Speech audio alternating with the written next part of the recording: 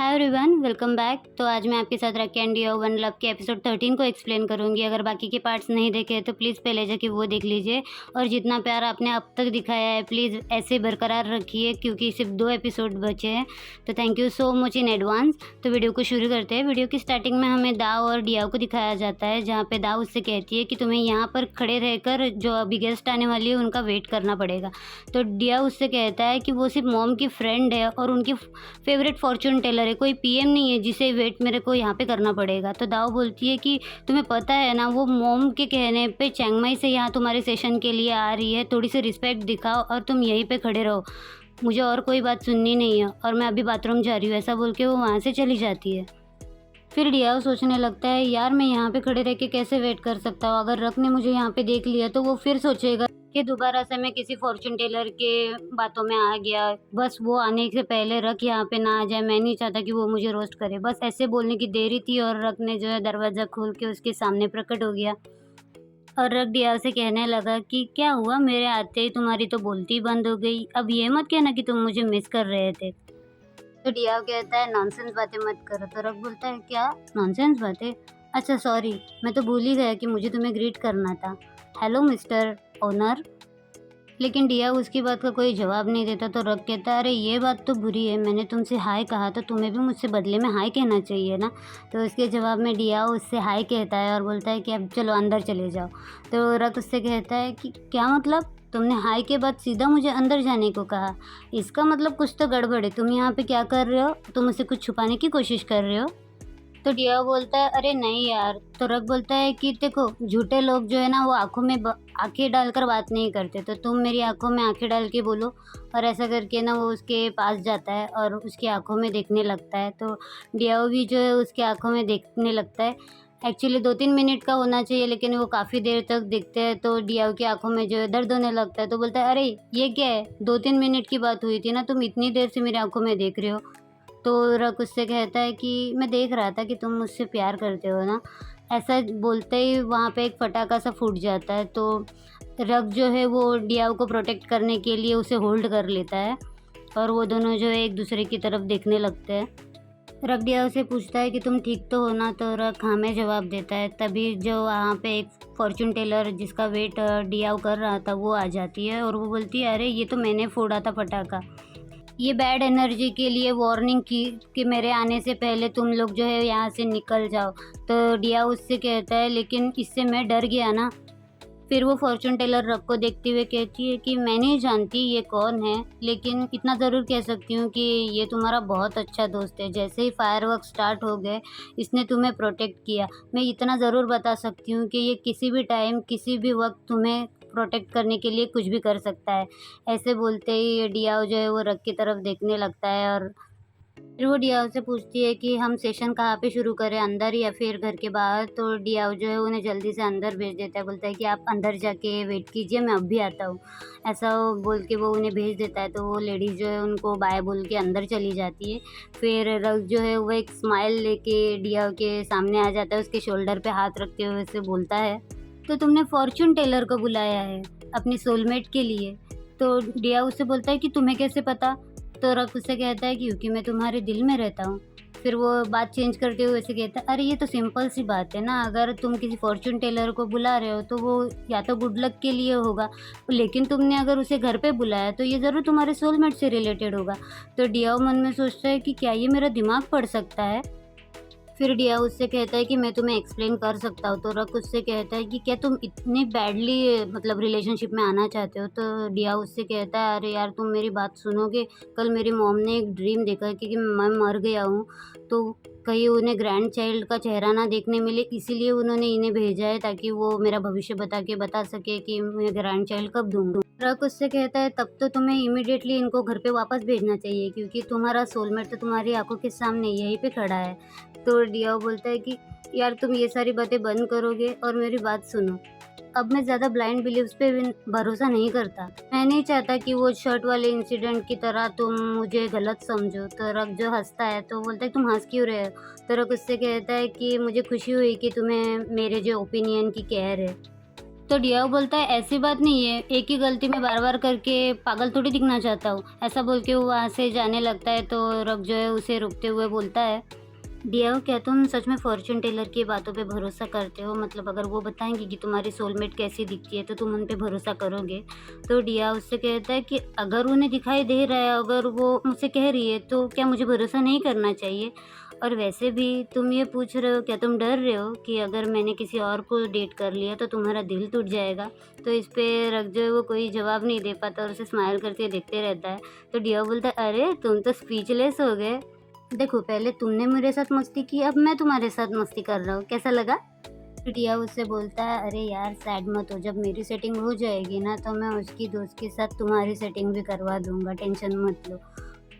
और ऐसा फेस मत बनाओ, तुम्हारे चेहरे पे ऐसा फेस सूट नहीं करता, ऐसा बोल के वो वहाँ से चला जाता है हंसते हुए। तो रक सोचने लगता है कि मैं भी देखता हूँ तुम्हारे जैसे लड़की की सोलमेट बनती कौन है। फिर सीन शिफ्ट होता है और हमें दिखाया जाता है दाव जो है डियाओ पे चिल्ला रही होती है कि मैंने तुमसे कहा था कि इनका वेट बाहर करो और तुमने इन्हें अकेले अंदर भेज दिया। तो वो फॉर्च्यून टेलर कहती है, अरे कोई बात नहीं, मुझे कोई फ़र्क नहीं पड़ा। फिर वो डियाओ को अपने सामने बैठने के लिए कहती है और बोलती है कि तुम्हारे हाथ दो। और डियाओ हाथ देते हुए उस उनके साथ मस्ती करने लगता है। तो वो बोलता है, अच्छा तो अभी तुम्हें मस्ती करनी है, कोई बात नहीं, मैं यहाँ से जा रही हूँ। ऐसा बोल के ना वो उठ जाती है। तो वो दोनों उन्हें ऐसे पकड़ते हुए बोलते हैं, अरे अरे सॉरी सॉरी, हम लोग तो ऐसे ही मस्ती कर रहे थे, बैठ जाओ बैठ जाओ। फिर वो जो फॉर्च्यून टेलर बैठ जाती है और डियाओ के हाथ पकड़ते हुए बोलती है कि तुम्हारा सोलमेट जो है यही आसपास है, वो तुम्हें ना एक ब्लू ड्रेस में दिखेगा, मतलब ब्लू शर्ट या ब्लू टॉप इस तरह से, और तुम दोनों का मिलना एक एक्सीडेंट होगा। तो दाव जो है बीच में बोल देती है, तुम जो है ना रास्ते पे ऐसे फास्ट में गाड़ी चला लेना, तो तुम्हारा एक्सीडेंट होने आएगा ना तो वो तुम्हें बचा लेगा। तो डियाओ बोलता है, तुम क्या पागल हो गई हो क्या? अगर मैं ऐसा करूँगा तो मैं मर जाऊँगा, फिर ग्राइंड चाइल्ड क्या कोई नहीं मिलेगा। तो फॉर्च्यून टेलर बोलती है, अरे ऐसा वाला एक्सीडेंट नहीं है, ऐसा जैसा कि किसी ने धक्का मारा हो या फिर कोई कुत्ता रास्ता काट गया हो तो उससे उसने बचा लिया, इस तरह से। फिर वो सेकंड चीज़ उसे बताती है कि तुम्हारा सोलमेट जो है ना वो तुम्हारे आसपास में ही कहीं होगा। तो वो बोलती है कि जाके अभी ढूंढो। तो दाव ऐसा ना बीच बीच में बहुत सारी बातें बोलती रहती है। तो फॉर्च्यून टेलर उसे चिल्लाते हुए बोलती है, तुम अपना मुंह बंद रखोगे और मुझे बताने दो। फिर वो उसे बताती है कि वो एक हार्ट शेप का तुम्हें कुछ दिखाएगा, फिर वो तुम्हारी एक खोई हुई चीज़ जो है वो तुम्हें लौटाएगा।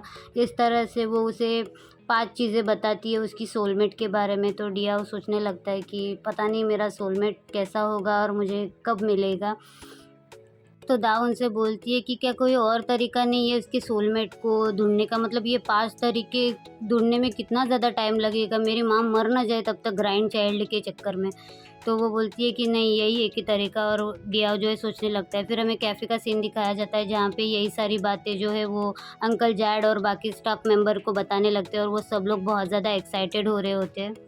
तो अंकल झाड़ बोलते हैं कि ये 5 तरीकों से क्या 2-3 तरीकों में नहीं चल सकता क्या? तो दाऊ बोलती है कि मैंने पूछने की बहुत ज़्यादा कोशिश की लेकिन उन्होंने कुछ ज़्यादा ख़ास रिस्पॉन्स नहीं दिया। तो अभी हमारे ऊपर है कि हम दियाव के लिए लड़की कैसे ढूँढें। तो अगर कैफ़े में कोई ब्लू टॉप पहनी हुई लड़की आती है ना तो आप सब लोग जो है वो मुझे बताएँगे उस लड़की के बारे में और आप सबको जो है मेरी हेल्प करनी पड़ेगी। अगर वो लड़की आती है ना ब्लू टॉप पहने हुए तो आप में से कोई उसे धक्का देगा और डियाव जो है उसे बचा लेगा। तो पे बोलता है कि ये मतलब फॉर्च्यून टेलर ने कहा कि एक एक्सीडेंट होना चाहिए ना, हम तो ये करेंगे तो ये इंटेंशनली हो जाएगा। तभी वहाँ पे जो है रक आ जाता है।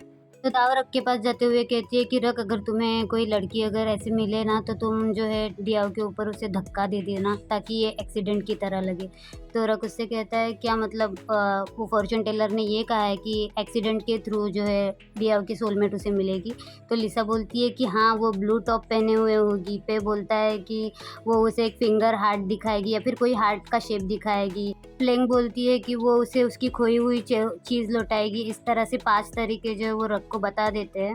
डिया उनसे कहता है, अरे चुप करो यार, तुम लोग मेरी सोलमेट के बारे में इतना डिटेल में क्यों जा रहे हो? तो डाव उनसे बोलती है कि क्योंकि हम चाहते हैं कि तुम्हारी सोलमेट तुम्हें जल्दी से जल्दी मिले। फिर वो रक को बोलती है कि रक तुम मेरी हेल्प करोगे, मैं मेरी मॉम को उनका ग्रैंड चाइल्ड नहीं दे सकती, डिया भी दे सकता है, इसलिए हम सिर्फ ये कर रहे हैं, लेकिन शायद मैं दे सकती हूँ, तुम मेरी इसमें हेल्प कर सकते हो ग्रैंड चाइल्ड देने के लिए। और ऐसा करके वो उसके गले में पड़ जाती है तो सब लोग ज़ोर से चिल्लाते हैं। तो अंकल जैड बोलते हैं, अरे ये मेरा कैफ़े है, तुम यहाँ पे स्टार्ट मत करो। तो दाव बोलती है कि अरे हम लोग यहाँ पे नहीं करने वाले, डोंट वरी। तो डिया उस पे चिल्लाता है कि बहुत ज़्यादा हो रहा है दाव, तो वो उससे माफ़ी मांगती है। तो दाव जो है सबके साथ मिलकर प्लानिंग करना स्टार्ट कर देती है और सब लोग साइड में हो जाते हैं। तो रक उसके पास आके बोलता है, तो तुम फॉर्चून टेलर के हिसाब से अपने लिए लड़की ढूंढोगे? तो डियाओ कहता है कि हाँ मैं ढूंढूंगा। तो रक उससे कहता है कि तुम्हें डिफ़िकल्ट नहीं लगता, मतलब तुम्हारी मॉम की पर्सनैलिटी से ये मैच नहीं होगा, ऊपर से तुम्हें 5 चीज़ों वाली लड़की ढूंढनी है। तो वो बोलता है कि अरे तुम्हें सोलमेट का कॉन्सेप्ट नहीं पता क्या? ये मतलब किस्मत से मिल जाती है।